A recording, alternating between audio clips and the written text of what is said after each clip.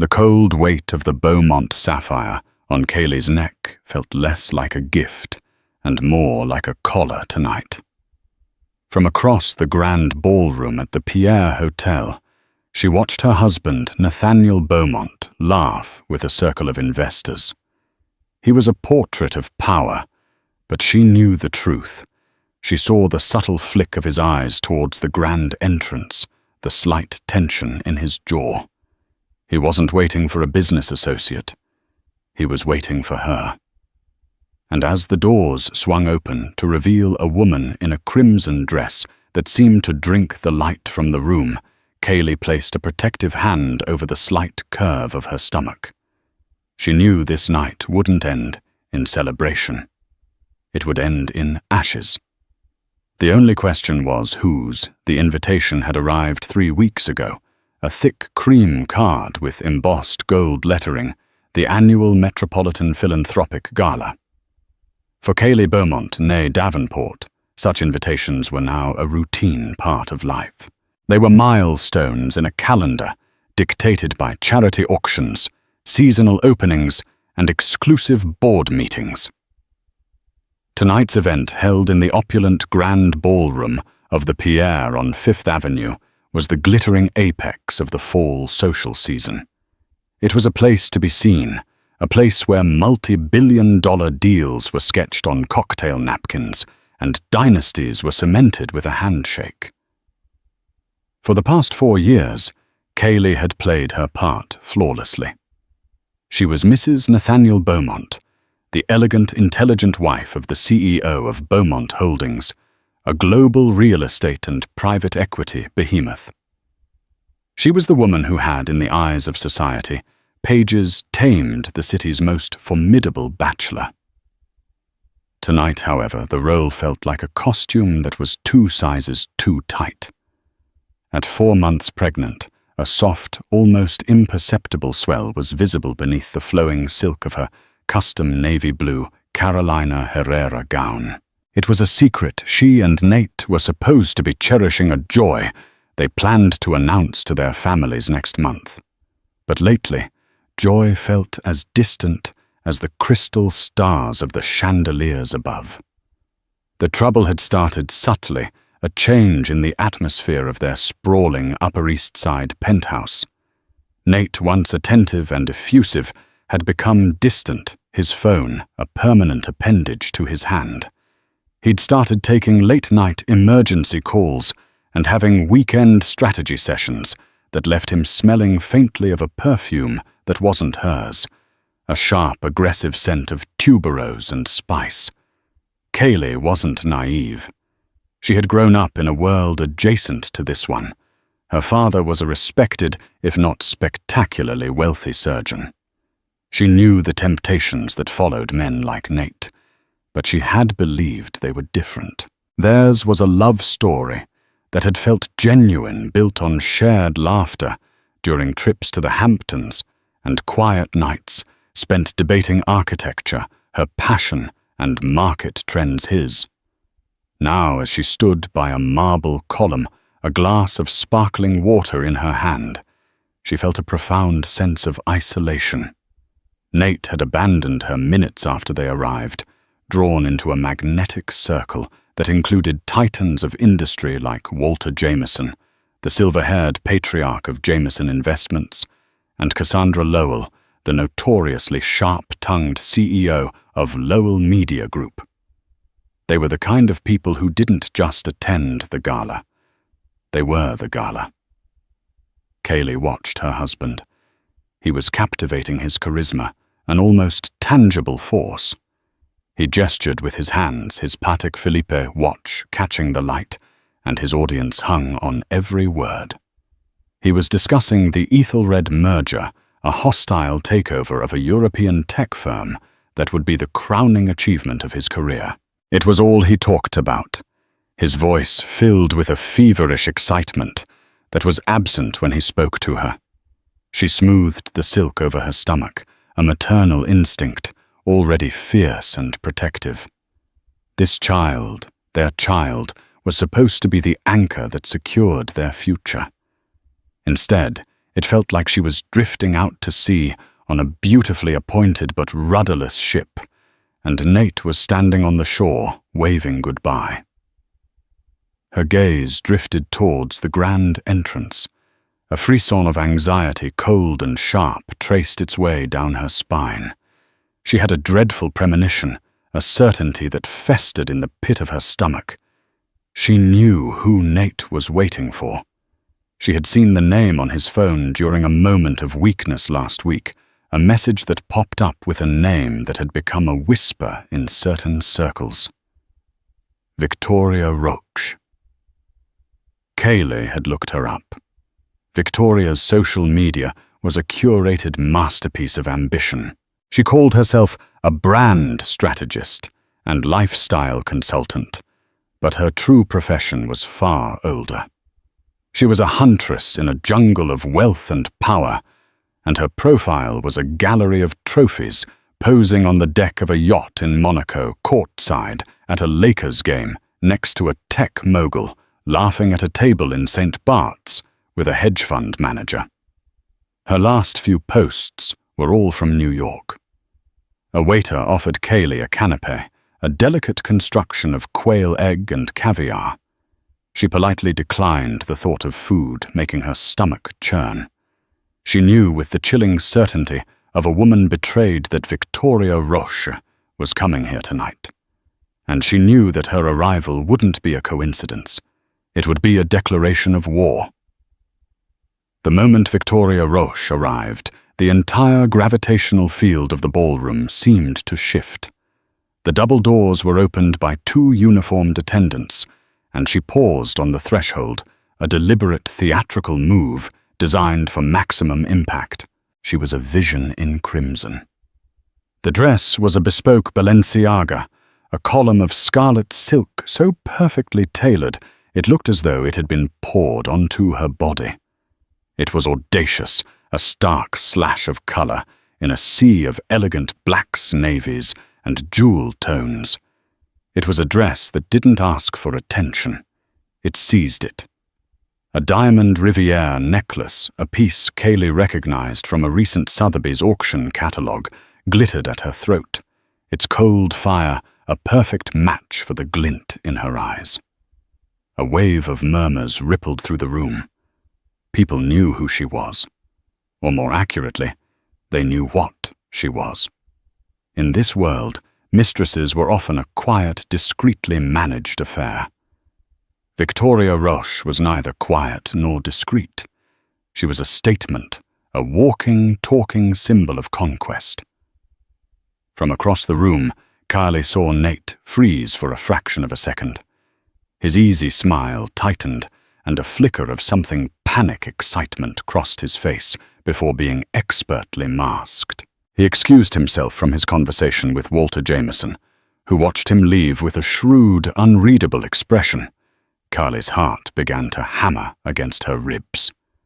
This was it.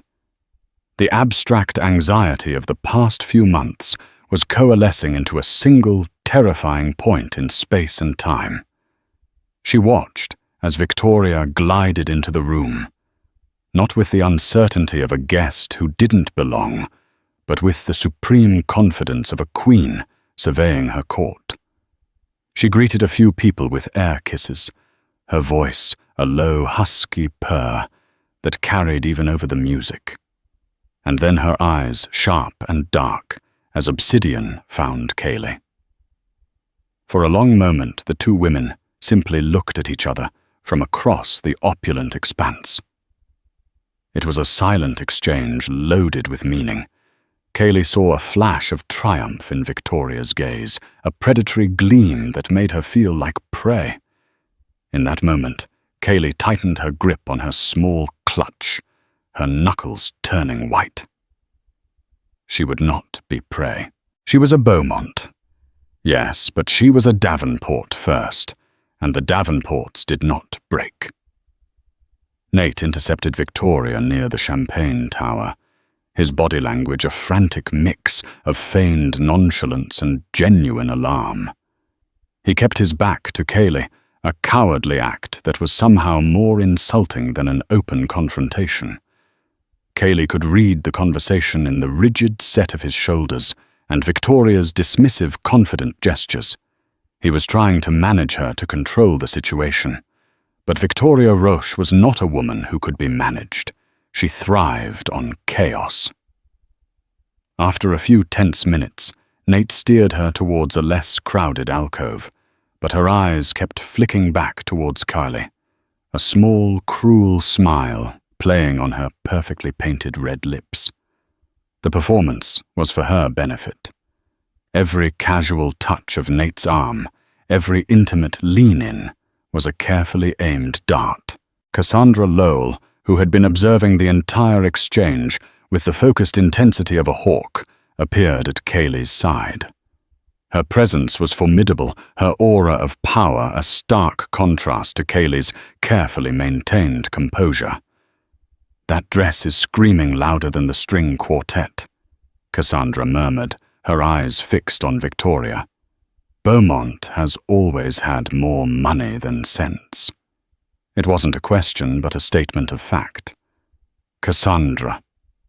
Kaylee acknowledged, her voice remarkably steady. "Good to see you." "Is it?" Cassandra's gaze shifted to Kaylee, and for a moment her expression softened with something that looked almost like sympathy. "You're handling this with remarkable grace, my dear. Most women would have thrown a Dom Perignon bath for that little tramp by now." Kaylee offered a weak smile.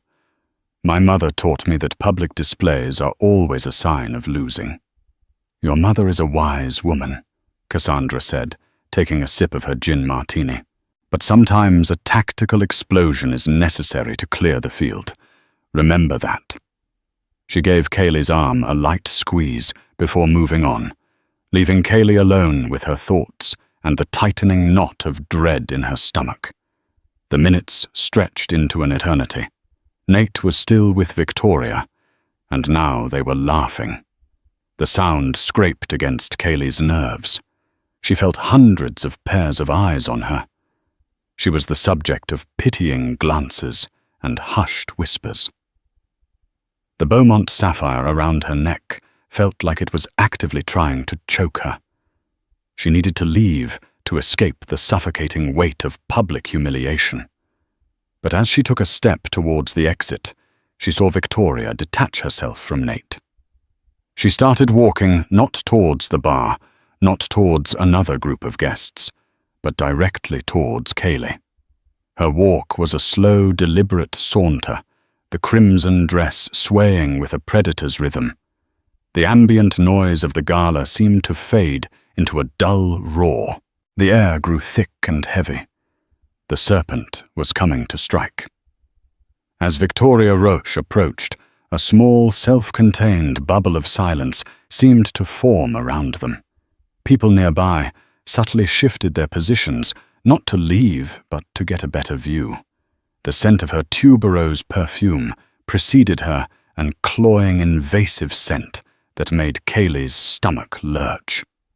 "Kaylee, darling," Victoria began, her voice dripping with manufactured sweetness. She stopped a few feet away, her head tilted in a mockery of polite inquiry. "I'm Victoria Roche. I don't believe we've been formally introduced, though I feel like I know so much about you." Kaylee's blood ran cold. She met Victoria's gaze and held it, refusing to be the first to look away. "I know who you are," she said, her tone level and devoid of emotion. Victoria's smile widened, showing a row of impossibly white, predatory teeth. "Of course you do. Nate is terrible at keeping secrets. It's one of his charms."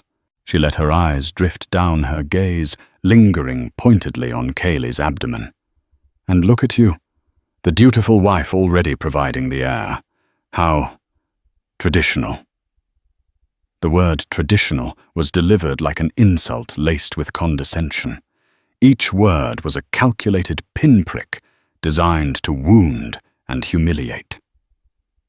Kylie placed a hand over her stomach, a gesture that was both protective and defiant. "What do you want, Victoria?" Kaylee asked, keeping her voice low. She would not give this woman the satisfaction of a scene. "Want?" Victoria feigned surprise, placing a manicured hand on her chest. "I have what I want. I just came over to offer my congratulations, and perhaps a bit of friendly advice." She leaned in closer, her voice dropping to a conspiratorial whisper that was still loud enough for those nearby to hear. "Enjoy this while it lasts. The party's the name, the necklace." She gestured to the Beaumont sapphire. "That was supposed to be mine, you know. He bought it for me, but his advisors said giving it to you would be better for optics. Nate is all about optics." The lie was so audacious, so completely fabricated, that for a moment Kaylee was stunned into silence. The sapphire had been a gift for their second anniversary, purchased on a trip to Geneva they had taken together. The cruelty was breathtaking. "You see," Victoria continued, warming to her theme, "men like Nate need a certain type of wife, a placeholder, a respectable, well-bred piece of scenery to produce a child and manage the household staff. But they don't desire their scenery. For passion, for excitement, for a meeting of minds, they come to women like me." The silence around them was now absolute. Even the string quartet seemed to have faltered. Walter Jameson was standing a dozen feet away, his expression grim.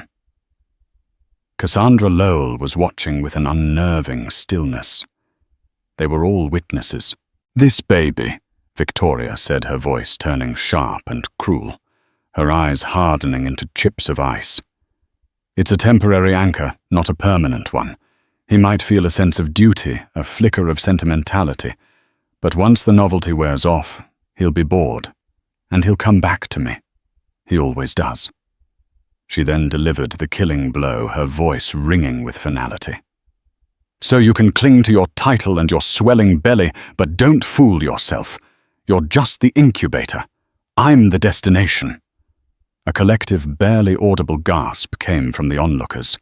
The insult was so vile, so profoundly personal and cruel that it transcended mere social cattiness. It was an act of pure emotional violence. At that moment, Kaylee felt something inside her snap. It wasn't the sound of breaking, but the sound of something forging itself into steel. The hurt was immense, a white-hot agony that seared through her chest.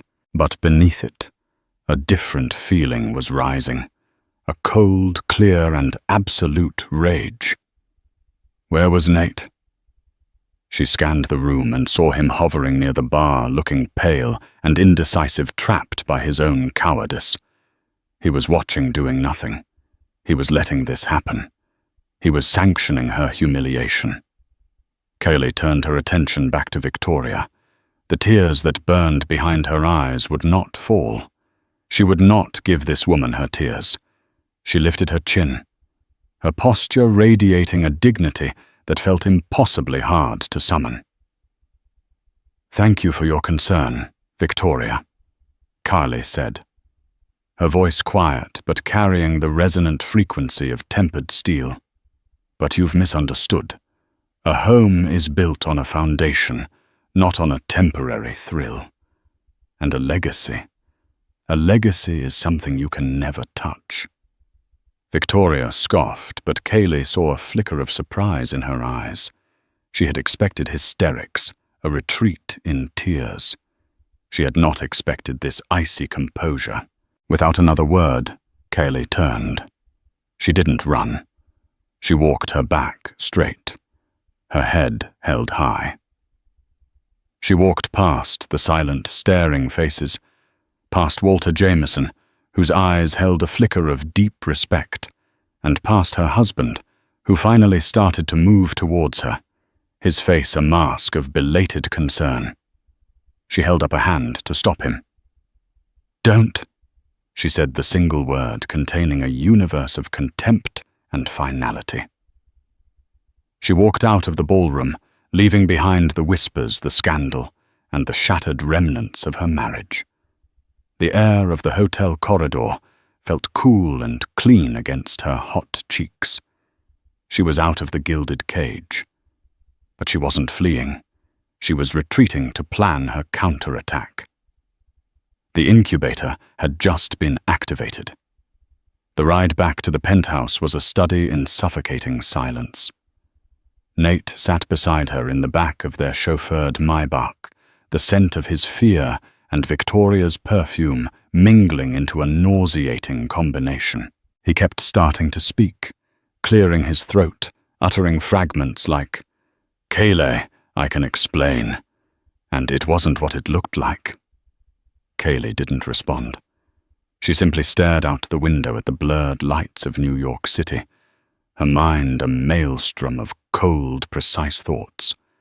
The pain was still there, a deep tectonic ache in her soul, but her rage had crystallized into something else purpose. Victoria's words, intended to destroy her, had instead provided a moment of terrifying clarity.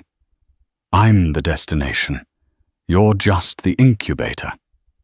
They had underestimated her. They saw her as scenery, a placeholder. They had no idea who she really was. When they arrived at the penthouse, Nate followed her out of the elevator, his desperation palpable. "Kayleigh, please just talk to me. She's crazy, she's nobody." Kayleigh finally turned to face him in the marble-floored foyer, her expression unreadable. "She's nobody," she repeated, her voice dangerously quiet. "You humiliated me in front of everyone we know for a nobody. You let her call our child a temporary anchor, and me an incubator. And you stood there, Nate, and you did nothing. So tell me, what does that to make you?" He flinched, having no answer. "I'm going to my mother's for the night," she said, her voice firm. "I need to think." "No, don't leave, we can sort this out," he pleaded, reaching for her arm. She pulled away as if his touch were toxic. "I'm not asking for your permission." She walked into their shared home office, a sleek, minimalist space overlooking Central Park. Nate had often praised her eye for design, how she'd transformed the cold corporate space into something both functional and beautiful. It was here, amidst the trappings of their shared life, that the first piece of her plan began to form. Her eyes landed on the family iPad, a device they both used synced to their shared cloud account. Nate was technologically careless, prizing convenience over security. He often boasted about closing deals from that very device.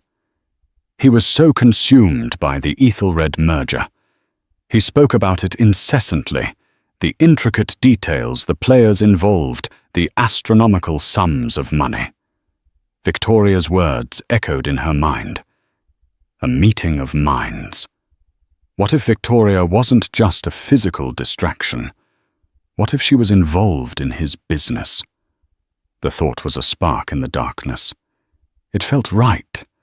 Victoria wasn't the type to be a passive participant. She was a predator, always looking for an angle.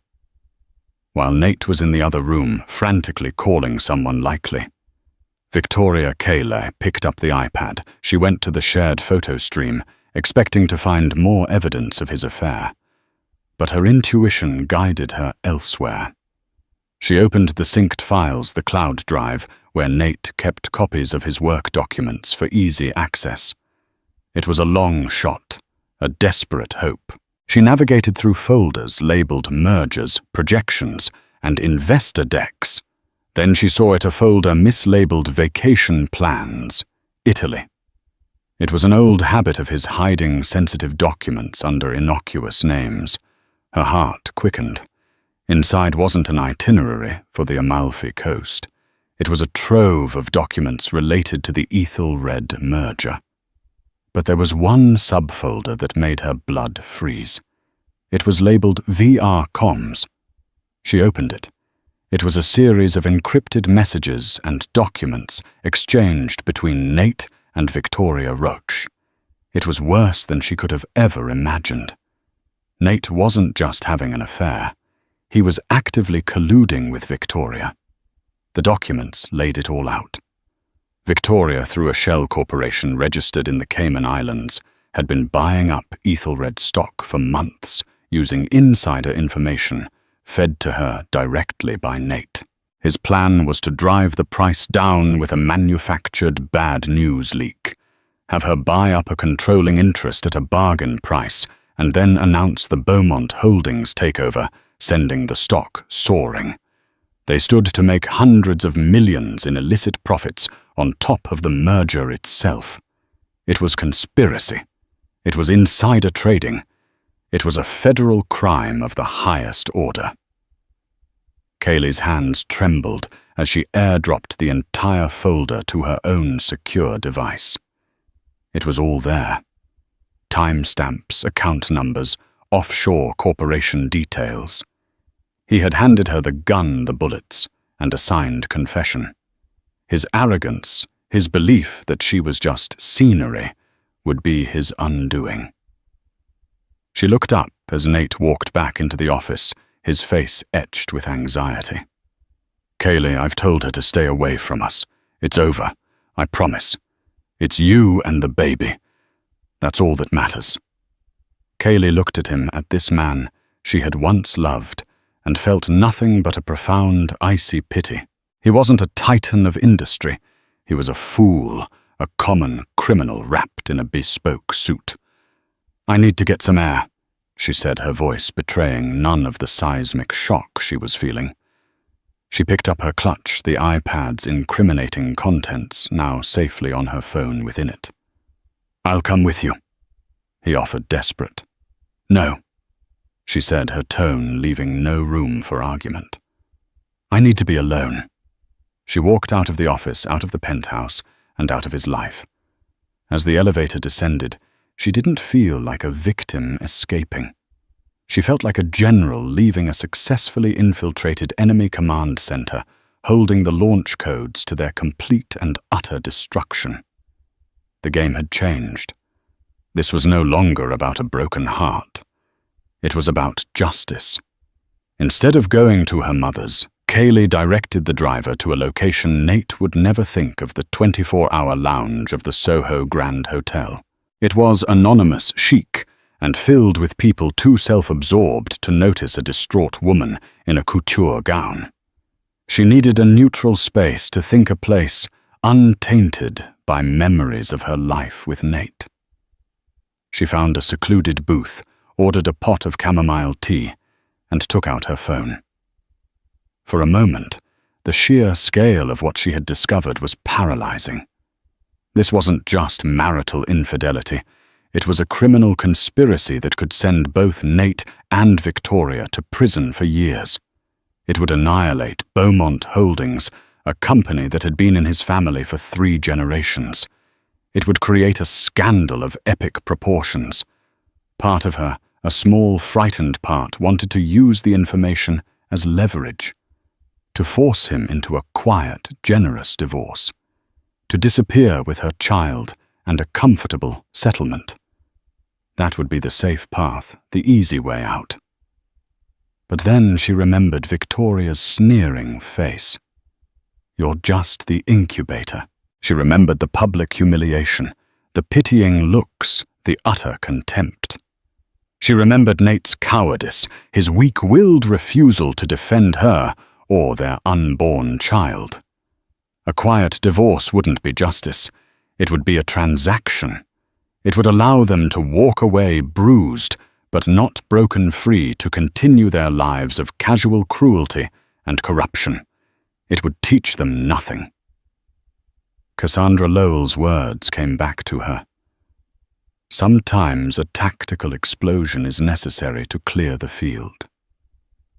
Kaylee took a deep, steadying breath. She would not be clearing the field. She would be salting the earth. Her first call was to her father. Not to cry on his shoulder, but for a piece of information. "Dad," she said, her voice calm and measured, "I need the name of the best corporate litigator in New York. Not a divorce lawyer, a shark. The kind of person you call when a company's life is on the line." Dr. Pastor. Davenport, sensing the urgency and steel in his daughter's voice, didn't waste time with questions. "Arthur Chen," he said instantly. "He's a partner at Wachtell Lipton. He's legendary. Brutal but unimpeachably ethical. Kaylee is everything all right." "Everything is about to be," she said. "I love you." She hung up and immediately found the contact information for Arthur Chen. It was well past midnight, but she sent him an email with the subject line, "Urgent matter, recommendation from Dr. Davenport." In the body, she wrote a single sentence. "I have incontrovertible proof of insider trading and securities fraud related to the Ethelred merger. I need to meet you at your earliest possible convenience. I can be at your office at 6 a.m. Next, she considered her options. Going directly to the SEC was one path, but that would be a slow, bureaucratic process. She needed something faster, more explosive. She needed to detonate this in the court of public opinion. At the same time, it hit the regulators. She needed to control the narrative. She thought of Cassandra Lowell. The media CEO had shown her a flicker of kindness of alliance. More importantly, Cassandra was a pragmatist and a predator. She would recognize the value of a scoop this massive. Lowell Media Group was a direct competitor to several outlets that were famously friendly to Nate Beaumont. Breaking this story would be a coup for Cassandra both professionally and personally. Kaylee opened a new encrypted email account. She composed a second message, this one addressed to a specific person, Benjamin Carter. Cassandra Lowell's most feared investigative journalist. She had read his work. He was a Pulitzer winner known for his relentless pursuit of financial corruption. To Carter, she wrote a slightly longer but still anonymous message. Subject tip regarding Ethelred merger, Mr. Carter, you will soon receive a package at your office via courier. It contains documents detailing a massive insider trading scheme orchestrated by Nathaniel Beaumont, CEO of Beaumont Holdings, and his associate Victoria Roche, through a shell company named Roche Capital Partners in the Cayman Islands. The evidence will show that Beaumont has been feeding Roche non-public information for months to manipulate the stock of Ethelred plc. The package includes transaction records, encrypted communications, and offshore banking details. I suggest you cross-reference the trade dates with Beaumont Holdings' private flight logs to St. Bart's and Geneva, where he met with Roche. Check everything. The story is bigger than you can imagine. This information is provided on the condition of absolute source anonymity. A second copy of this evidence is being sent to the SEC Enforcement Division. You have a 24-hour head start. She attached one single, heavily redacted document to the email, just enough to prove she wasn't bluffing. It was a bank transfer statement from Nate to Roche Capital Partners for 7 figures labeled consulting fee. She hit send. Finally, she began the meticulous process of assembling the digital package for the courier and for her new lawyer. She copied the files onto 2 encrypted USB drives. She felt a strange detachment as she did it, as if she were an architect drawing up demolition plans for a condemned building. The life she had known was over. The penthouse, the Galas, the Beaumont name, it was all just rubble now. By 4 a.m., she was done. She arranged for a secure courier to pick up the package for Ben Carter at 7 a.m. and deliver it to the Lowell Media Group headquarters. As the first hints of dawn began to streak the sky, Kaylee finally leaned back in the booth. She wasn't the grieving wife anymore. She had become something new. She was the architect of their downfall. They had wanted a war, and she was about to give them one, so total, so devastating, that they would never recover from the first shot. At 6:05 a.m., Kaylee was sitting opposite Arthur Chen in a soundproofed conference room on the 50th floor of the CBS building. Chen was in his late 60s, with a mind as sharp as the crease in his trousers. He listened without interruption as Kaylee laid out the story, his face an impassive mask. When she finished, she slid one of the encrypted USB drives across the polished mahogany table. He plugged it into his laptop, and for 15 minutes, the only sound was the soft clicking of his keyboard. His expression slowly shifted from professional neutrality to one of grim fascination. "My God," he murmured, looking up from the screen. "Mrs. Beaumont. Kaylee. This is not just a smoking gun. This is the entire arsenal." He documented his own federal crimes with the diligence of a bookkeeper. "I need to protect myself and my child," Kaylee said, her voice firm. "I want to file for divorce immediately. I want my assets secured before this becomes public knowledge and everything is frozen. And I want to ensure that I am legally insulated from any of this. I had no knowledge of his criminal activities." Chen nodded, his mind already working several steps ahead. "We will file an emergency petition this morning citing irreconcilable differences and referencing a discovery of illicit activities that place you and your unborn child at risk.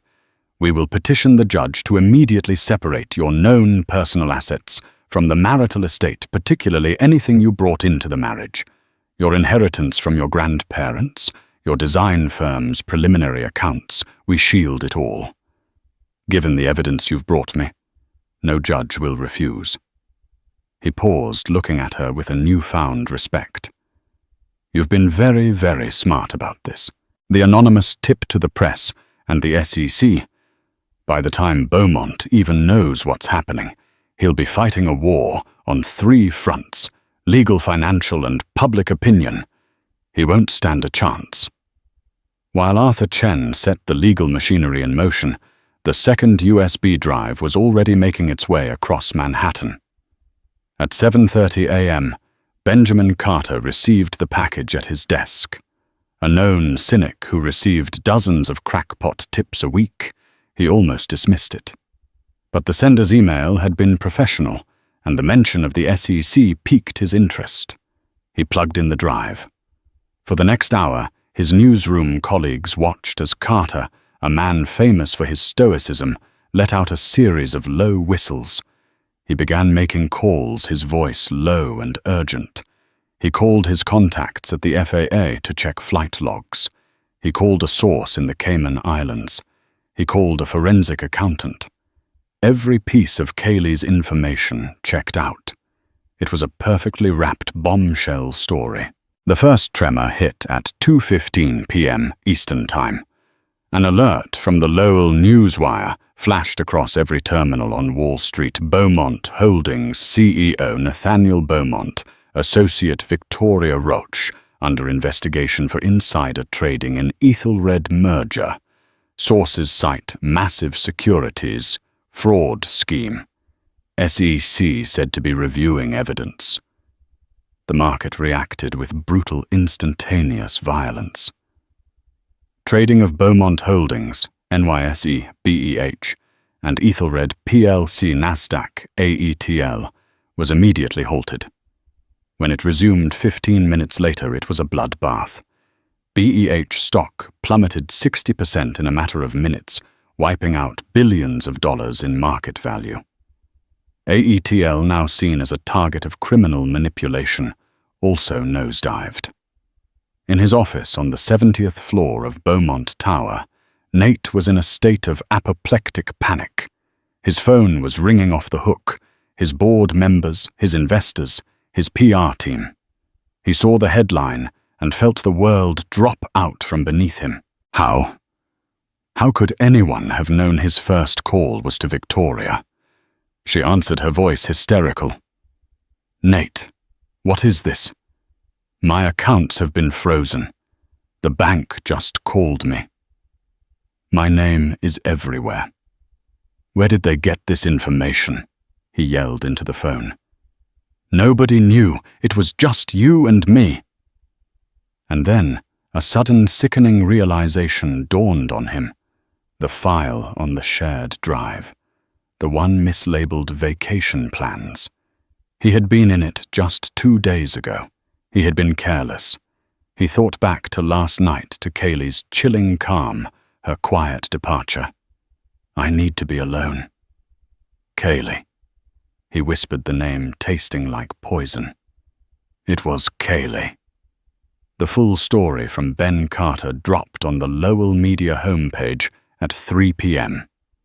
It was a masterpiece of investigative journalism, complete with copies of incriminating emails, transaction logs, and a detailed timeline of the entire conspiracy. It painted a portrait not of a brilliant CEO, but of a common grifter and his greedy accomplice. The story went viral within minutes. By 5 p.m., federal agents from the SEC and FBI were walking into the lobby of Beaumont Tower with a search warrant. Nate Beaumont's professional life was over. Simultaneously, Kaylee was in a judge's chambers with Arthur Chen. Presented with the evidence of Nate's criminal conduct and the imminent freezing of all Beaumont assets, the judge signed the emergency order. Kaylee's personal funds were shielded. The divorce was filed. A restraining order against Nate was granted, citing the need to protect her from the fallout of his criminal enterprise. That evening, Kaylee sat in the quiet living room of her parents' home in Connecticut. The TV was on the volume low. Every news channel was leading with the story. They showed pictures of Nate being escorted from his office, his face pale and stunned. They showed a photo of Victoria Roche, pulled from her Instagram, looking glamorous and now utterly toxic. The destination had become a dead end. There was no triumph on Kaylee's face, only a quiet, somber resolve. She had not done this for revenge, not truly. She had done it for survival. She had done it for the small, innocent life growing inside her. She had done it because they had left her no other choice. She had been pushed to the edge, and she had discovered that she was not made of glass, but of forged steel. The tactical explosion had cleared the field, and from the ashes she would now begin to build. The fallout was more catastrophic than anyone could have predicted. The Ethelred merger was officially dead, with the European company announcing its own lawsuit against Beaumont Holdings for market manipulation. The Beaumont Board of Directors forced Nathaniel's immediate resignation, a futile gesture to stop the bleeding.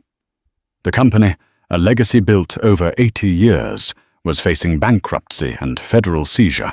Nate Beaumont and Victoria Roche were arrested and charged with multiple counts of securities fraud, wire fraud, and conspiracy. Their bail was set at an astronomical figure that neither could meet, as all their assets were frozen pending the investigation. The glamorous photos from the gala, published just days before, were now used by news outlets as the before pictures to their spectacular fall from grace. They were no longer society figures. They were case numbers in a federal docket. The social world they had so desperately coveted turned on them with a viciousness reserved for its own. Friends and associates publicly distanced themselves. Invitations were rescinded. Their names became bywords for scandal and disgrace. Victoria, the woman who had lived her life for public attention, found herself hounded by paparazzi, her carefully constructed image shattered into a million sordid pieces. She had craved the Beaumont name, and now it was an anchor dragging her to the bottom. Throughout it all, Kaylee remained entirely silent. She gave no interviews. She issued no statements. Guided by Arthur Chen, she navigated the legal complexities of the divorce with quiet efficiency. Her anonymity as the source of the leak was ironclad, though in the circles that mattered, everyone knew. They didn't see her as a scorned wife. They saw her as a force of nature. Walter Jameson, the old money patriarch, was one of her first calls of support. "Your father was a great man, Kaylee," he'd said, his voice warm with respect. "He would be incredibly proud of the strength you've shown. If you need anything at all to help you start over, my door is always open." His public support was a signal to the rest of their world. Kaylee Davenport was not to be trifled with. She was one of their own. 6 months later, the world was a different place. Nate Beaumont, facing overwhelming evidence, took a plea deal. He was sentenced to 12 years in a federal correctional facility. Victoria Roach, who tried to betray Nate in exchange for a lighter sentence, was found to be more deeply involved than she let on. She was sentenced to 7 years. Their partnership, forged in greed and arrogance, had ended in mutual destruction. On a bright spring day, Kaylee stood in a light-filled, empty office space in the meatpacking district. The large windows overlooked the Hudson River. The scent of fresh paint and possibility hung in the air. The divorce was finalized. She had reverted to her maiden name. She was Kaylee Davenport again. She placed a hand on her now very prominent baby bump, feeling a gentle kick from within. The Beaumont sapphire was long gone, sold to a private collector. The proceeds, along with her secured assets, had become the seed money for her new venture, Davenport Designs, a boutique architectural and interior design firm. Her first major client was Walter Jameson, who had commissioned her to redesign the new wing of the Metropolitan Arts Foundation, the very organization that had hosted the fateful gala. Her phone buzzed. It was a message from Cassandra Lowell. "Heard you landed the MAF contract. Knew you had it in you. The world needs more builders and fewer demolition men. Let's have lunch next week." Kaylee smiled, a genuine, unburdened smile. The past year had been a trial by fire, a crucible that had burned away the gilded facade of her old life and revealed the strength that had been there all along. She had lost a husband and a life she thought she wanted, but she had found herself. She looked out the window at the endless expanse of the city, a landscape of steel and glass, ambition and dreams. It was a city of foundations, both seen and unseen. She had been a victim of a weak foundation, one built on lies and betrayal. But now she was building her own. For herself and for her child. It would be a legacy not of wealth or power, but of resilience, integrity, and the quiet, unshakable strength of a woman who had walked through the fire and emerged not scorched, but forged. 3 seasons had turned since the fall of the House of Beaumont. The biting winter had given way to a tentative spring which had blossomed into the full, confident warmth of a New York summer. For Kaylee Davenport, the passage of time was marked not by society columns or stock market tickers, but by the steady, miraculous growth of the life within her and the tangible rise of her own creation. The grand unveiling of the new Jameson wing at the Metropolitan Arts Foundation was the most anticipated cultural event of the season. It was also the official debut of Davenport Designs. Kaylee, now nearly 9 months pregnant, stood not as a guest or a +1, but as the celebrated architect at the heart of it all. She wore a simple, elegant, cream-colored dress that didn't hide her pregnancy, but celebrated it. She felt more powerful, more herself than she ever had in borrowed jewels and a borrowed name. The space was her vision brought to life. Where there had once been a series of small, dark galleries, there was now an atrium of light and air. Walls of glass invited the city in, while clean, minimalist lines allowed the art to breathe. It was a space built on principles of integrity, strength and transparency, everything her old life had lacked. "You haven't just designed a building, my dear," Walter Jameson said, his voice filled with genuine admiration as he stood beside her. "You've given the collection a soul." "She's given it a backbone, Walter," Cassandra Lowell interjected, joining them with a flute of champagne in hand. She eyed Kaylee's sparkling water with a wry smile. "It's what she's good at, finding the steel, exposing it for all to see. A lesson a few people learned the hard way." Kaylee smiled, accepting the compliment. The whispers about her role in Nate's downfall had long faded, replaced by murmurs of respect for her talent. Her past was a part of her story, but it no longer defined her.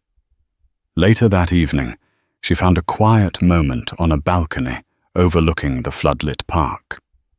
The distant sounds of the party, the clinking glasses and appreciative laughter, felt a world away from the toxic hum of the Gala that had changed her life. That night had been about destruction. This night was about creation. She had taken the rubble of her past and used it as the foundation for her future. 2 weeks later, on a quiet Tuesday morning, Kaylee Davenport's new world truly began.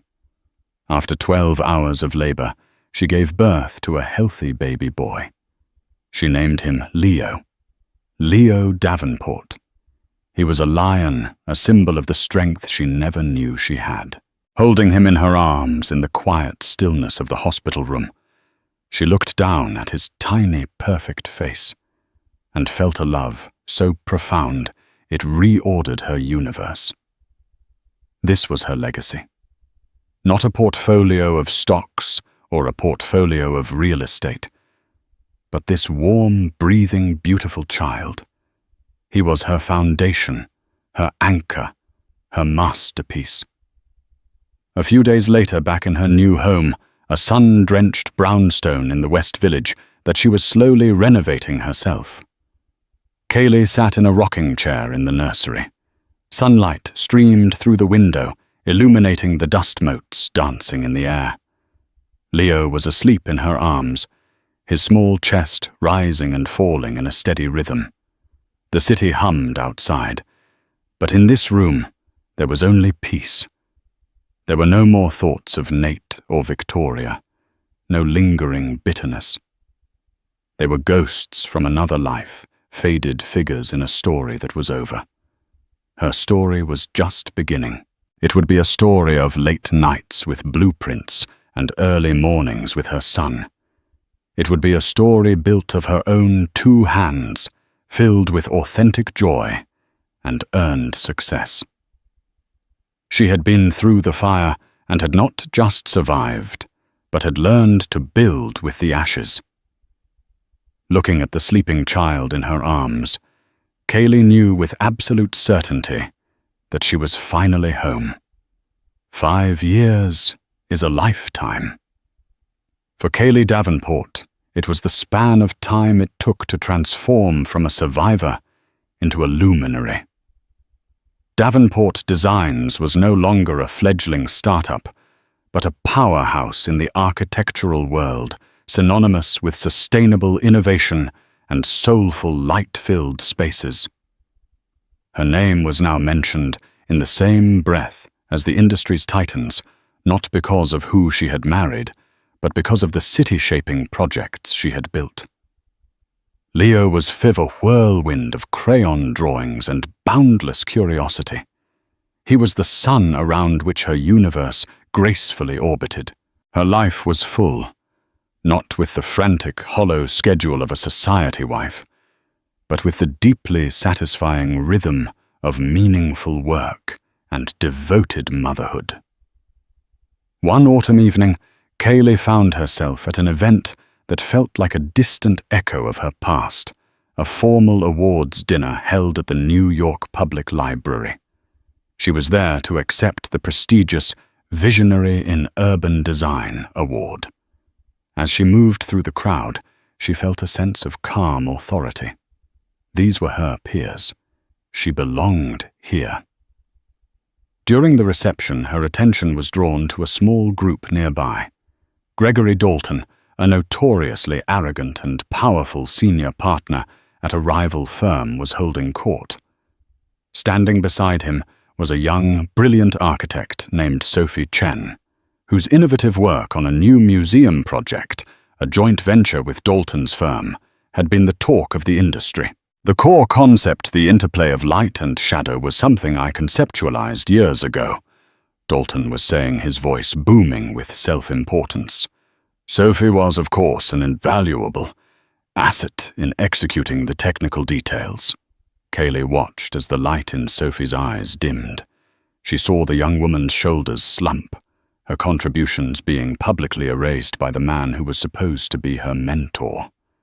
The other listeners nodded along, unwilling to challenge a man as influential as Gregory Dalton. It was the Gala all over again. The same public diminishment, the same cowardly silence from onlookers. Kaylee felt a ghost of her former self flicker within her, the woman standing by the pillar, helpless and humiliated. But she was not that woman anymore. Excusing herself from her own conversation, Kaylee walked over to the group with a warm, deliberate smile. "Gregory, a fantastic speech," she said, her voice cutting cleanly through his monologue. "And Sophie, it's a pleasure to finally meet you in person." She turned her full attention to the young woman, ignoring Dalton for a moment. "I was so struck by your published schematics for the museum's cantilevered entrance. The way you used post-tensioned concrete to create that sense of weightlessness was nothing short of genius. It was a bold and audacious solution. Truly your signature." The effect was immediate. Sophie's head snapped up, her eyes wide with surprise and gratitude. The other architects in the circle, now given permission by someone of Kaylee's stature, began to murmur in agreement. Gregory Dalton was left momentarily speechless, his narrative hijacked. He had been exposed not by an accusation, but by an expert's praise of another. Kaylee had not raised her voice. She had not caused a scene. She had simply and precisely built a truth that was being demolished. Later she found Sophie by the bar. "Thank you," Sophie said, her voice thick with emotion. "You have no idea what that meant." "Yes, I do," Kaylee replied softly. "Never let anyone else hold the pen that writes your story. Your work speaks for itself.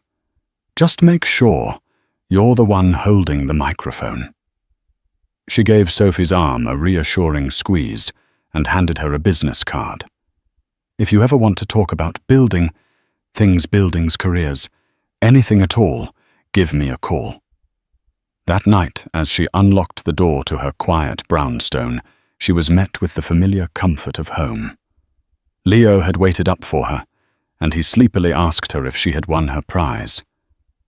"I did, sweetheart," she said, lifting him into her arms. "What did you build?" he mumbled into her shoulder.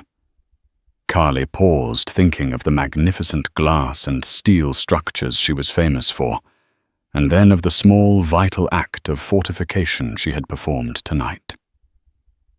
"Tonight," she whispered, kissing the top of his head, "I helped someone else fix their foundation, and that felt like the biggest prize of all."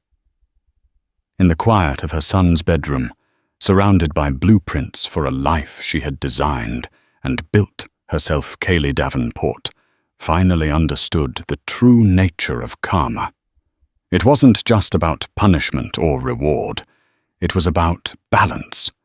It was about taking the broken pieces of your own past and using them not as weapons, but as tools to build a better, stronger, and more compassionate future for yourself and for those who came after. So what can we take away from Kaylee's incredible story? It's a powerful reminder that true strength isn't about the name you carry or the wealth you display. It's about the silent integrity you hold when no one is watching, and the courage you find when the entire world is. Victoria and Nate built their lives on a foundation of greed and arrogance, and it crumbled at the first tremor of truth. Kaylee, faced with the ultimate betrayal, didn't just survive. She became the architect of her own better future. She proved that the most powerful karma isn't loud or vengeful.